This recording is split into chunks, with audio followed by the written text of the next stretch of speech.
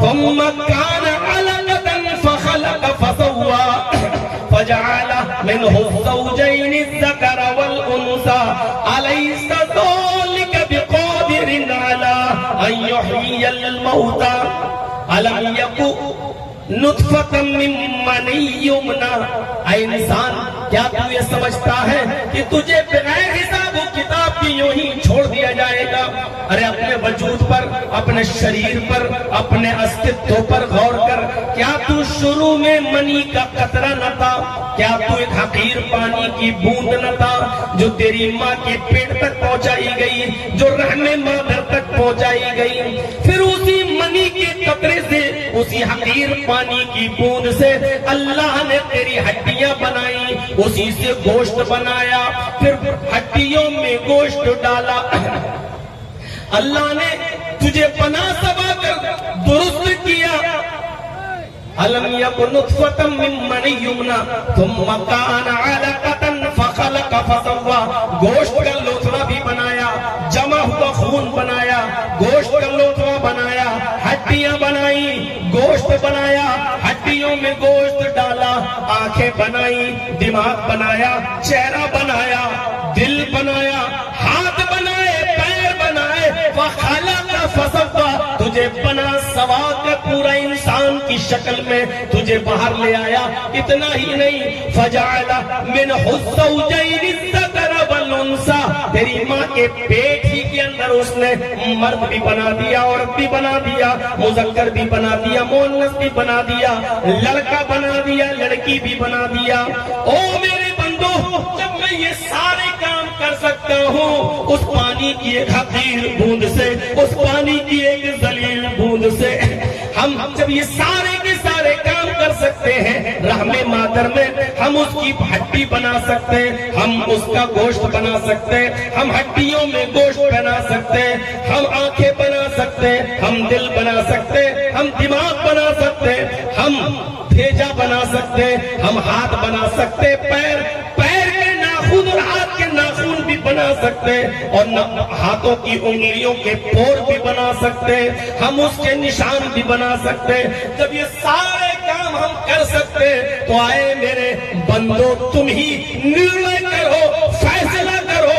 अलैसा ज़ालिका बिक़ादिरिन अला अन युह्यियल मौता।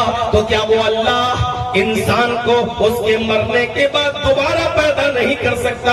क्या दोबारा जीवित नहीं कर सकता? क्या दोबारा उसको नहीं उठा सकता? बिक़ादिरिन अला अन युह्यियल मौता। क्या दोबारा जिंदा नहीं कर सकता? युह्यियल का माना तो यही है कि क्या वो इंसान को मरने के बाद, मिटने के बाद, गलने और सड़ने के बाद, क्या वो इंसान को दोबारा जीवित नहीं कर सकता? अरे जब तुम थे नहीं तब तुमको ले आया, तो क्या तुम्हारे मर जाने के बाद दोबारा नहीं ला सकता है? गौर करो मेरे भाइयों, दुनिया में कोई धर्म ऐसा नहीं है जो ये कहता हो कि मरने के बाद इंसान जीवित नहीं होगा। ये हमारी और आपकी भूल है। हम और आप ये समझते हैं कि मरने के बाद अब हम और आप जीवित नहीं होंगे। मरने के बाद बस मर गए, सड़ गए, गल गए। सिर्फ तसव्वुर करिए मेरे भाइयों, हम में और आप में कितने लोग ऐसे होंगे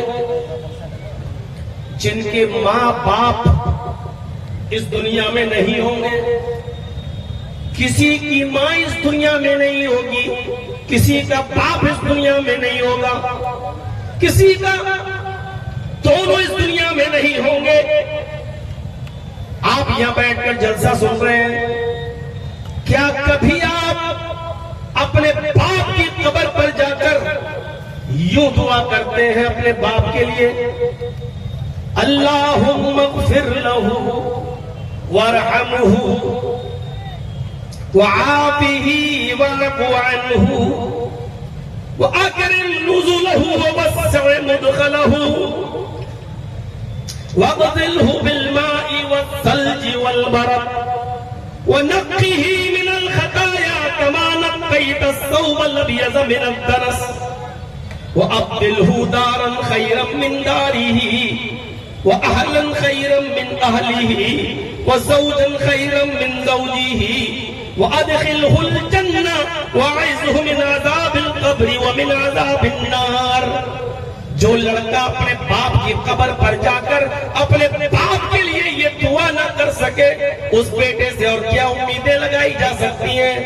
और उस बाप से जो यहाँ जिंदा है और जो अनकरीब 70 साल 80 साल की उम्रें पूरी कर चुके हैं, जिनके पैर कब्रों में लटके हैं, क्या उन्होंने अपनी औलाद को ये दुआएं सिखाई हैं कि तुम्हारे मरने के बाद तुम्हारी औलाद कब्र पर आकर तुम्हारे लिए ये दुआ कर सके, ये अल्फाज अदा कर सके?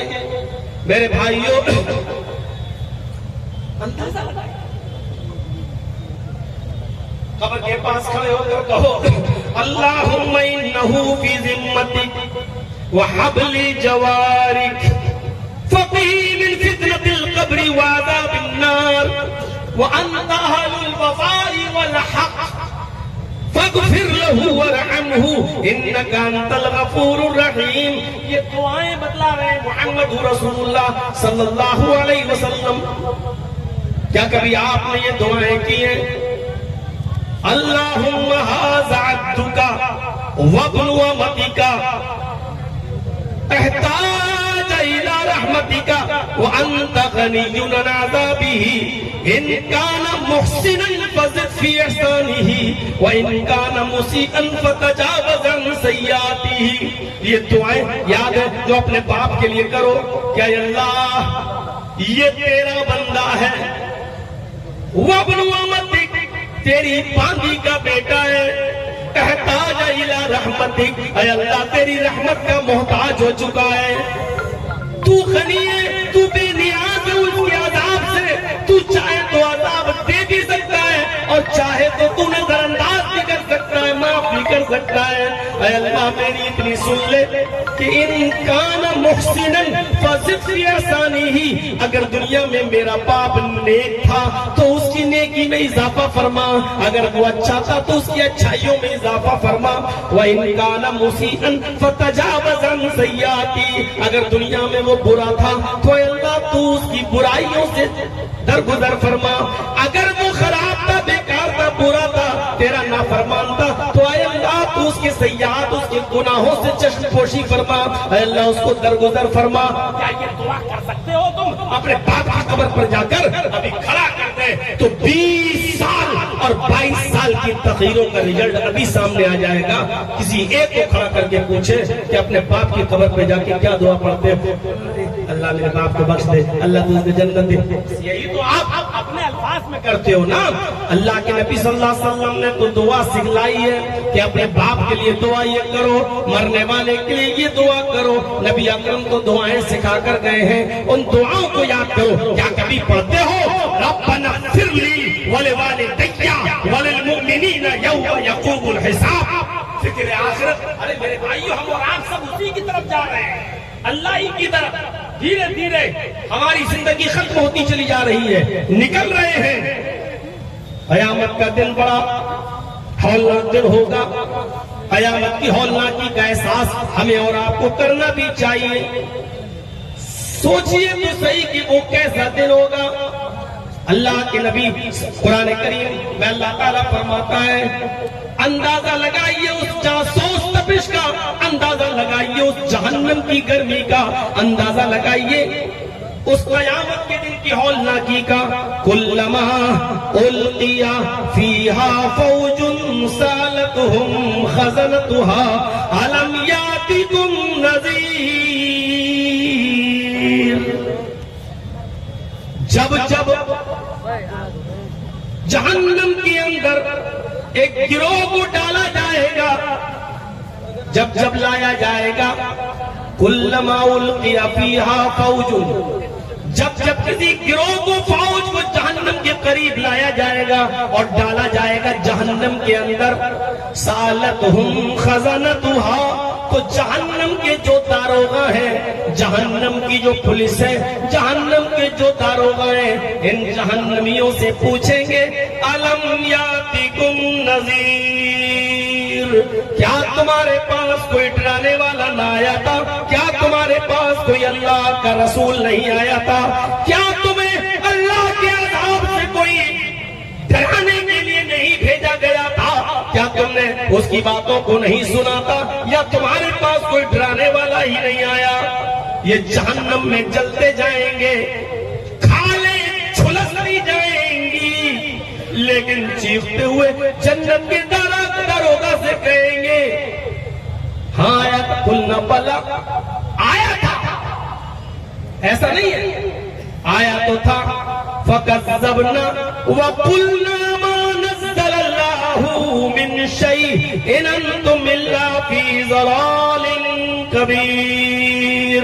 हमारे पास डराने वाले तो आए थे, हमारे पास आए तो थे, लेकिन हमने उनकी तकज़ीब की, हमने उनको झुठला दिया, हमने उनकी एक भी न मानी, हमने उनको झुठलाया। फकज़्ज़बना, हमने उनको झुठला दिया, वकुलना, और हमने उनसे कह दिया साफ साफ, तुम झूठ बोलते हो, तुम डराने वाले हो। मा नज़्ज़लल्लाहु मिन शै, अल्लाह ने मेरी तरफ कुछ भी नहीं उतारा। यानी हमें उन बातों का यकीन ही नहीं था जो वो कहते थे। हम सोचते थे अरे ऐसा भी हो सकता है इस दुनिया के बाद भी कोई दुनिया हो, जन्नत भी मिले, जहन्नम भी मिले, ऐसा हो सकता है। हमने तो मरते के बाद सड़ते और गलते हुए लोगों को देखा, ये दोबारा जिंदा हो, हमें ऐसी इन चीजों का यकीन ही नहीं था। वो चीखेंगे, चिल्लाएंगे और कहेंगे, वक़ालू लौ कुन्ना नस्मउ व नाक़िलु मा कुन्ना फी अस्हाबिस सईर। आए जहन्नम के दारोगा सुनो, आए काश कि हमने सुना होता, लौ कुन्ना नस्मउ, हमने अपने कानों से उन नबियों की, रसूलों की, उलमा की बातों को सुना होता, और नाकिलू, और अकल से काम लिया होता, अक्ल शऊर से काम लिया होता, तो मा कुन्ना फी अस्हाबिस सईर, तो आज हम जहन्नम में जलने वालों में से न होते, हम जहन्नम में जलने वालों में से नहीं होते। हमने अक्ल और शऊर से काम नहीं लिया, हमने सुना नहीं उनकी बातों को। हम सुन रहे हैं, लेकिन अभी यहाँ से निकलेंगे तो हम एक कान से सुनेंगे और दूसरे कान से निकाल देंगे, कोई फर्क नहीं पड़ता, हमारी सेहत पर कोई फर्क नहीं पड़ेगा। सुबह फजर की नमाज में हमारी मस्जिदें बता देंगी कि जर्जीस साहब ने तकरीर की, उसका कितना असर पड़ा। मेडिकल साइंस में एक बीमारी है जिसका नाम डायरिया है, सुना है ना डायरिया? डायरिया जानते कौन सी बीमारी होती है? लूज मोशन, पानी जैसी पतली लैट्रीन है। इंसान जो भी खाता है वो हजम ही नहीं होता, पेट को लगता ही नहीं है, न खून बनता है उसका, न ताकत बनती है। जो खाया मुंह से, वही चीज पानी में मिलकर अंदर जाकर लैट्रिन के रास्ते से बाहर, इसको कहा जाता है डायरिया। मुंह से खाया, दूसरे रास्ते से बाहर। जो खाया उसका कोई असर ही नहीं पड़ रहा है आपकी बॉडी पर, क्योंकि न वो ताकत दे रहा है, न वो खून बना रहा है, न आपके अंदर एनर्जी पैदा कर रहा है। वो चीज आपकी बॉडी पे लगी नहीं रही है। 20-20, 25-25 मोशन आपको दिन भर में हो रहे हैं। जो मुंह के रास्ते से खाते हैं और लैट्रिन के रास्ते से वो चीज बाहर हो जाए, इस चीज को मेडिकल साइंस की जबान में बोला जाता है डायरिया। ये डायरिया है, एक रास्ते से खाया, दूसरे रास्ते से निकल गया। हमें कानों का डायरिया हो गया है, जो सुनते हैं एक कान से और दूसरे कान से हम उसको निकाल देते हैं। जिस तरह खाने और पीने और ताकत की चीजों का असर हमारी बॉडी, हमारे दिल, हमारे पेट, हमारे जिस्म पर नहीं होता, उसी तरीके से इतनी लंबी चौड़ी जलसे, तकरीरें और कॉन्फ्रेंसों का असर हमारे शरीर पर, हमारे वजूद पर नहीं होता है, हमारी रूह पर नहीं होता है। और एक कान से सुना और दूसरे कान से हमने उसको निकाल दिया। कोई फर्क नहीं पड़ता है हमारी जिंदगियों पर, कोई फर्क नहीं पड़ता है। मेरे प्यारे साथियों, गौर कीजिए, जिस तरीके से इंसान का जिस्म बीमारियों से मुलव्वस होता है, उसको बुखार आता है, पेट में दर्द होता है, वो चीखता है, चिल्लाता है, दर्द से कराता है। जिस तरह इंसान का जिस्म बीमारी में मुलव्वस होता है, उसी तरीके से इंसान की रूह भी बीमारी से मुलव्वस होती है। क्योंकि इंसान दो चीजों के मजमूए का नाम है, एक तो बॉडी और दूसरी रूह। बॉडी में रूह है तो इंसान है, यानी दोनों चीजें जब तक है तो इंसान है। बॉडी भी बीमार होती है, रूह भी बीमार होती है। बॉडी की बीमारी बुखार का आना, खांसी का आना, पेट का दर्द होना, लूज मोशन होना, ये जिस्म की बीमारी है। रूह की बीमारी ये है कि हम एक दूसरे को परेशान करें। रूह की बीमारी ये है कि किसी के बारे में दिल में कदूरत रखें, गीबत करें, चुगली करें, हसद करें और किसी से जले और किसी से कुड़े और अपने दिल में किसी के बारे में बुरा सोचे। ये रूह की बीमारी है। मेरे भाइयों, जिस तरीके से जिस्म की बीमारी का इलाज है अल्लाह ने उतारा है, उसी तरीके से रूह की बीमारी का इलाज भी अल्लाह ने तौबा और इस्तिग़फ़ार और एक दूसरे से गिले और शिकवे को दूर करके माफी और तलाफी करके खत्म कर देना, ये रूह का इलाज है। रूहानी इलाज करो, जिस्मानी इलाज तो दवा से हो जाएगा, रूहानी इलाज करो, रूहानी इलाज। तो मेरे भाइयों, कुरान की आयत बताती है कि हमारे साथ क्या होगा और जहन्नम में हमें कैसी कैसी सजाएं दी जाएंगी। फरिश्ते पूछेंगे, क्या तुम्हारे पास कोई डराने वाला नहीं आया था? क्या तुम्हारे पास कोई डराने वाला नहीं आया था? उस वक्त हम क्या जवाब देंगे? वो मंजर देखकर याद करो, यहाँ जर्जी साहब ने किसी को उल्टा सीधा बोल दिया, वो आदमी कमजोर है, उसका भाई खड़ा हो गया, ए मौलाना तेरी हिम्मत कैसे पड़ी तुमने मेरे भाई को उल्टा सीधा बोला है? यहाँ एक भाई दूसरे भाई की हिफाजत के लिए आ जाता है, बाप अपने बेटे के लिए आ जाता है, माँ अपने बेटे के लिए दौड़ पड़ती है और चीखने लगती है, आ जाती है। मेरे भाइयों, यहाँ भाई भाई के काम आ जाता है, बाप बेटे के काम और बेटा अपने बाप के काम आ जाता है। यहाँ माँ अपनी बेटी और बेटी अपने माँ के काम आ जाती है, शौहर अपनी बीवी और बीवी अपने शौहर के काम आ जाता है और आ जाती है। लेकिन इस मंजर को भी तो उठाओ, देखो, गौर करो, सोचो। यौमा यफिर्रुल मर'उ मिन अखीही व उम्मिही व अबीही व साहिबतिही व बनीही। कुरान कह रहा है, कौन इनकार कर सकता है कुरान की आयत का? यौमा यफिर्रुल मर'उ मिन अखीही, आदमी अपने भाई से भागेगा।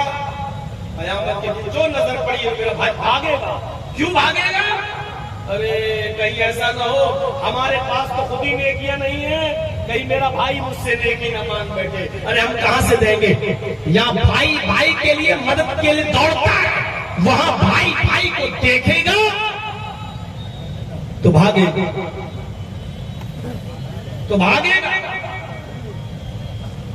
यौम यफिर्रुल मर'उ मिन अखीही व उम्मिही, आदमी अपनी माँ से भी भागेगा। माँ को देखा भागेगा, माँ के लिए अपनी जान देने को तैयार होते हो दुनिया में, लेकिन कयामत के दिन माँ को देखोगे तो भागोगे, कहीं माँ मुझसे नेकी न मांग बैठे। यानी भाई जहन्नम में जाए जाए मेरी बला से मैं न जाऊं, माँ जहन्नम में जाए जाए मेरी बला से मैं न जाऊं। यौम यफिर्रुल मर'उ मिन अखीही व उम्मिही व अबीही, अपने बाप को देखकर भी भागेगा। बेटा अपने बाप से भागेगा।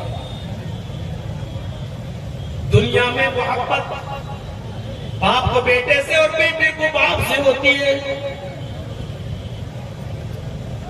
मैंने भी अपने बाप का इलाज कराया, लखनऊ की गलियों में फिरता रहा, कांधे पे उठाता रहा, चल नहीं पाते थे तो गोद में लेकर सीढ़ियों पे उठा उठा कर हॉस्पिटल में लेके जाता रहा। उस वक्त एहसास हुआ कि बाप क्या चीज होती है। गौर कीजिए, आखिरी वक्त सांसें अटकी हुई थी, मैं उनके करीब था, उस वक्त देखा रूह निकलने का मंजर क्या होता है। जैसे जैसे वो मौत के करीब होते गए, आंखें अश्कबार होती गई। ये मोहब्बत होती है बाप को बेटे से, बेटे को बाप से। लेकिन कयामत के दिन ये मंजर होगा कि बाप पर नजर पड़ी तो बेटा भागेगा, मेरा बाप मुझसे नेकी न मांग बैठे।